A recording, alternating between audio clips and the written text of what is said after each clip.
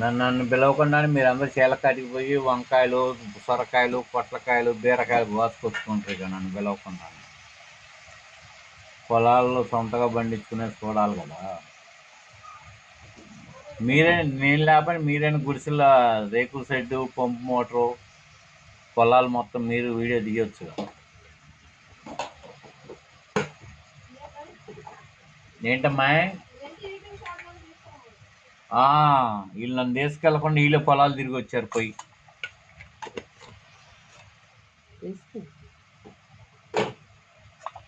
కలుపమ్మా కలుపు. చిన్నవి గుత్తి వంకాయలు వస్తున్నాయి ఈ మధ్య, ఇవి వండొచ్చు కదా.